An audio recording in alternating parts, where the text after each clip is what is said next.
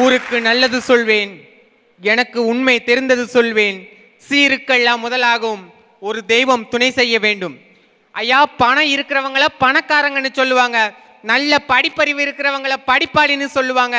ஆனா யார்கிட்ட நல்ல மனசு இருக்கோ அவங்கள மட்டும்தான் ஐயா மனுஷன்னு சொல்லுவாங்க. அப்படி சொல்லுங்க, மனுஷன்டா. ஐயா, ஸ்ரீவில்லிபுத்தூர்னா பால்கோவா, திருநெல்வேலினா அல்வா, தூத்துக்குடினா உப்பு, சாத்தூர்னா சேவு, சிவகாசினா பட்டாசு, விருதுநகர்னா என்ன புரோட்டா. விருதுநகர்னா என்ன பரோட்டாக்கு மட்டும் கிடையாதுயா, நல்ல மனசுள்ள மக்களுக்கும் ஃபேமஸ். ஐயா, எந்த மண்ணுக்கும் இல்லாத தனி சிறப்பு நம்ம விருதுநகர் மண்ணுக்கு இருக்கு.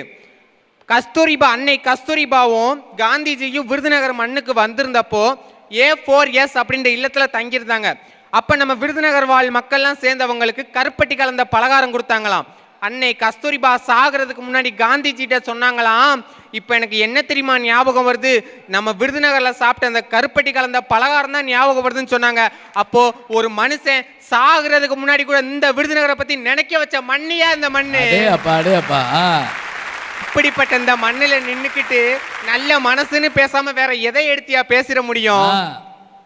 கரிசக்காட்டு பூமியிலே வர கண்டெடுத்த காமாட்சியே, விருதுநகரின் வீரமகன் ஐயா, வீரத்தாயும் பெற்ற மகன், பதவி நாடா பண்பாளரே ஐயா, கல்வி கண்ண திறந்தவரே, சத்துணவு தந்தவராம் ஐயா, கல்வி கண்ண திறந்தவர் தான், விருதுநகரின் சிங்கமடா ஐயா, காமராஜர் தங்கமடா.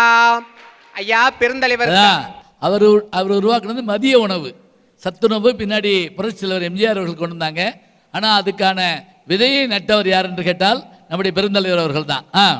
ஐயா, பெருந்தலைவர் காமராஜர் ஐயா முதலமைச்சராக இருந்த பொழுது தேச போராட்ட தியாகி ஒருத்தர் அவர் பொண்ணுக்கு கல்யாணம்னு சொல்லிட்டு காமராஜர் ஐயாவுக்கு பத்திரிக்கை வச்சு அழைச்சாராம். அப்போ காமராஜர் ஐயா, என்னால வர முடியாது, எனக்கு வேறொரு நிகழ்ச்சி இருக்குன்னு சொல்லிட்டு கல்யாணத்தன்னைக்கு காலையில் அங்க போனாரு. அப்ப தியாகி கேட்டாராம், நீங்க வாரேன்னு முதல்ல சொல்லி இருந்தா ஏற்பாடெல்லாம் தடபுடலாம் ரெடி பண்ணிருப்பேனே அப்படின்னு சொல்லி கேட்பாரு. அதுக்கு காமராஜர் ஐயா சொன்ன ஒரே வார்த்தை, உங்களோட நிதி நிலைமை எனக்கு ரொம்ப நல்லா தெரியும், அதனாலதான் சொல்லலன்னு சொல்லி சொல்லுவாரு. அப்போ ஒரு முதலமைச்சரா இருந்த பொழுதும் அடுத்தவனை கஷ்டப்படுத்த கூடாதுன்னு நினைக்கிற இந்த நல்ல மனசுக்கு எத்தனை பேருக்கே வந்துடும்? அதனாலதான் சொல்றேன், நம்ப முடியுதா இப்படி எல்லாம் இருந்திருப்பாங்களான்னு. என் போட்டோவை சின்னதா போட்டாம்லடா அப்படின்னு கேட்கிறோம். நம்ம எவ்வளவு ஆச்சரியம், எப்படி வளர்ந்துட்டோம்.